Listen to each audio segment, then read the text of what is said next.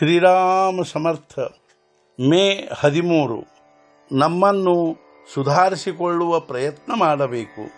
ಏನೂ ಮಾಡದೇ ಇರುವುದು ಅಂದರೆ ನಾವು ಏನಾದರೂ ಮಾಡುತ್ತಿರುತ್ತೇವೆ ಅಥವಾ ನಮಗೆ ಏನಾದರೂ ಮಾಡುವುದಿರುತ್ತದೆ ಎಂದು ಅನಿಸದಿರುವುದೇ ನಿಜವಾಗಿ ಪರಮಾರ್ಥವಾಗಿರುತ್ತದೆ. ದೇಹದಿಂದ ಮನಸ್ಸಿನಿಂದ ಒಂದೇ ಸವನೆ ಧಡಪಡಿಸುವುದೇ ನಮಗೆ ಅಭ್ಯಾಸವಾಗಿರುತ್ತದೆ. ದೇಹವನ್ನು ಸುಮ್ಮನೆ ಕೂಡಿಸುವುದು ಕಠಿಣವಿರುತ್ತದೆ. ಮನಸ್ಸನ್ನು ಸುಮ್ಮನೆ ಕೂಡಿಸುವುದು ಅದಕ್ಕಿಂತಲೂ ಕಠಿಣವಿರುತ್ತದೆ. ಹಾಗೂ ದೇಹದಿಂದ ಕರ್ಮ ಮಾಡುತ್ತಿರುವಾಗ ಮನಸ್ಸನ್ನು ಸುಮ್ಮನೆ ಕೂಡಿಸುವುದು ಅತ್ಯಂತ ಕಠಿಣವಾಗಿರುತ್ತದೆ. ಮನಸ್ಸಿಗೆ ನಿಜವಾಗಿಯೂ ನೆಮ್ಮದಿ ಬೇಕಾಗುತ್ತದೆ. ಆದರೆ ಅದನ್ನು ಸಂಪಾದಿಸುವುದಕ್ಕಾಗಿ ಸಾಧನೆ ಅಂದರೆ ಪ್ರಯತ್ನ ಮಾಡುವುದು ಅವಶ್ಯವಿರುತ್ತದೆ. ಮನಸ್ಸಿನ ನೆಮ್ಮದಿ ಕೆಡುವುದಕ್ಕೆ 3 ಕಾರಣಗಳಿರುತ್ತವೆ. 1. ನಮ್ಮ ಇಚ್ಛೆಯ ವಿರುದ್ಧ ಘಟನೆ ನಡೆಯುವುದು. 2. ನಮ್ಮ ಜೀವನದಲ್ಲಿ ಹಿಂದೆ ನಡೆದ ಉತ್ತಮ ಕೆಟ್ಟ ಕರ್ಮಗಳ ಸ್ಮರಣೆಯಾಗುವುದು. 3. ನಾಳಿನ ಚಿಂತೆ ಹತ್ತುವುದು. ಪ್ರತಿಯೊಬ್ಬರೂ ತಮ್ಮ ಇಚ್ಛೆಯಂತೆ ಆಗಬೇಕು ಎಂದು ಅನ್ನುತ್ತಾರೆ. ಎಲ್ಲವೂ ನಿಮ್ಮ ಇಚ್ಛೆಯಂತೆ ಹೇಗೆ ನಡೆಯುತ್ತದೆ?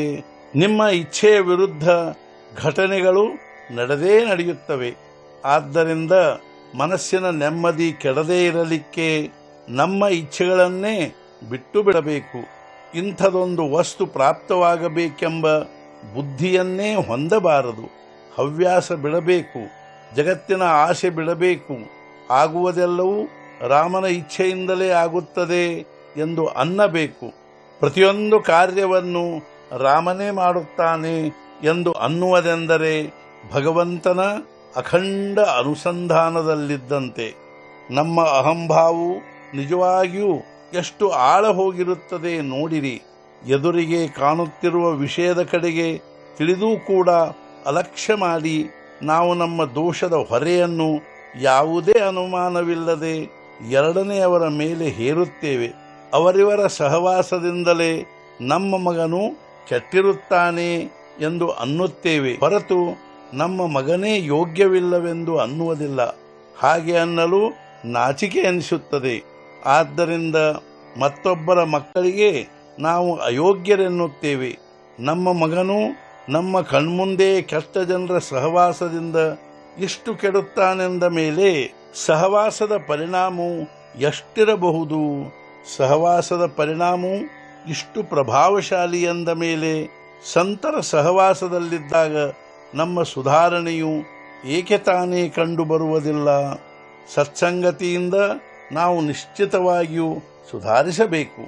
ಆದರೆ ಹಾಗೆ ಕಂಡುಬರುವುದಿಲ್ಲ ಅಂದ ಮೇಲೆ ಎಲ್ಲಿ ತಪ್ಪುತ್ತದೆ?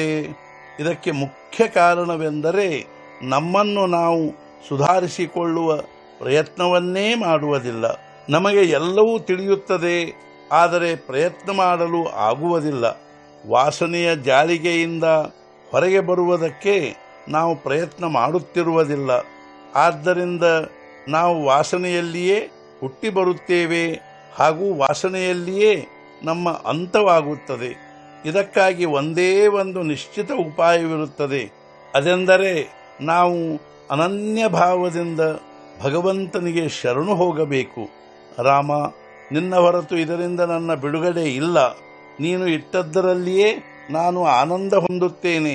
ನನಗೆ ನಿನ್ನ ಪ್ರೇಮವನ್ನು ಕೊಡು ಎಂದು ಕಳಕಳಿಯಿಂದ ರಾಮನಿಗೆ ಪ್ರಾರ್ಥಿಸಬೇಕು. ಹಾಗೂ ಹೃದಯದಲ್ಲಿ ಅವನ ನಾಮವಿರಬೇಕು. ಆ ಉದಾರ ಪರಮಾತ್ಮನು ನಿಮ್ಮ ಮೇಲೆ ಕೃಪೆ ಮಾಡದೆ ಇರಲಾರನು ಎಂಬ ವಿಶ್ವಾಸ ಹೊಂದಬೇಕು.